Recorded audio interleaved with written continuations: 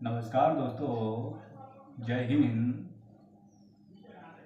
आज मैं आप सब लोगों को इस वीडियो के माध्यम से एक ऐसे दस्तावेज के बारे में बताने जा रहा हूं जो आपकी लाइफ में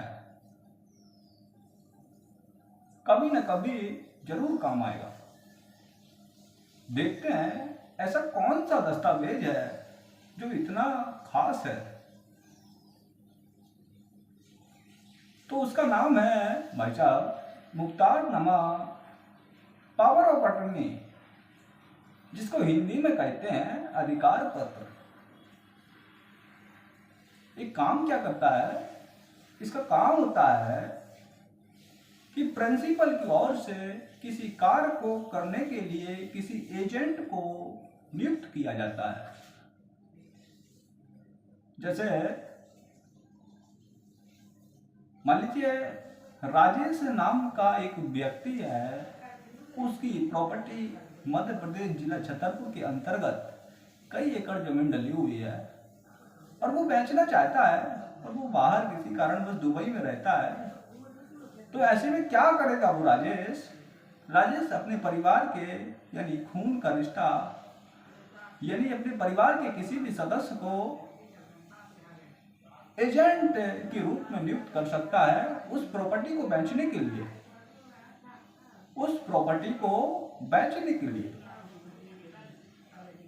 वहां मुख्तारनामा की आवश्यकता पड़ती है, क्योंकि कानूनी रूप से प्रिंसिपल तो दुबई में है, उसके हस्ताक्षर उसके साइन कौन करेगा? तो उसके साइन एजेंट ही कर देगा। मान्य है कानून की नजर में मुख्तारनामा की आवश्यकता इसलिए ही पड़ती है भाई।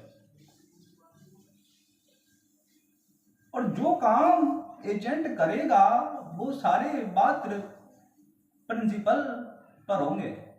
ऐसा नहीं है कि कोई केस चल रहा है और किसी एजेंट को नियुक्त कर दिया और वो एजेंट वो केस हार गया, तो एजेंट केस नहीं आ रहा है भाई साहब, प्रिंसिपल केस आ रहा है।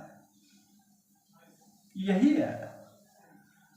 तो देखते हैं मुख्तारनामा दो प्रकार के होते हैं। एक होता है मुख्तारनामा खास विशेष अधिकार पत्र,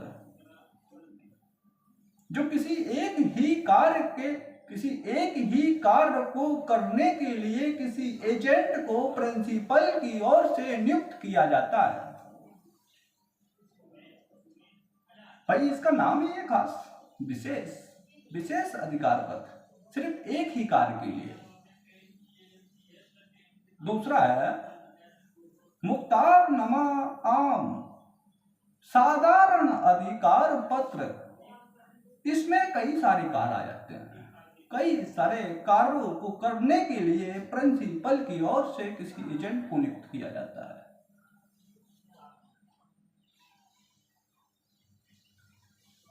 मध्य प्रदेश संशोधन अधिनियम 2023 की धारा 50 का और 50 खा। तो 50 का जो मुख्तारनामा खास की बात करता है 1000 के स्टाम्प पेपर पर लिखा जाता है। दूसरा मध्य प्रदेश संशोधन अधिनियम 2023 की धारा 50 खा के तहत मुख्तारनामा आम 2000 के स्टाम्प पेपर पर लिखा जाता है, क्योंकि इसमें कई सारे कार्य होते हैं जो प्रिंसिपल की ओर से एजेंट करता है। और दूसरी बात, मुख्तारनामा को रजिस्टर्ड कराना होता है भाई।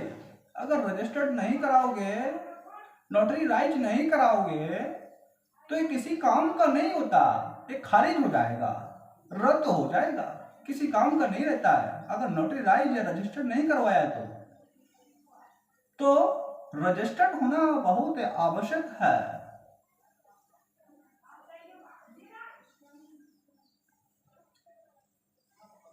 और जैसे मैंने पहले भी बताया कि मुख्तारनामे खून का रिश्ता होना बहुत आवश्यक है। ब्लड रिलेशन, समझ रहे हो, खून का रिश्ता होना चाहिए।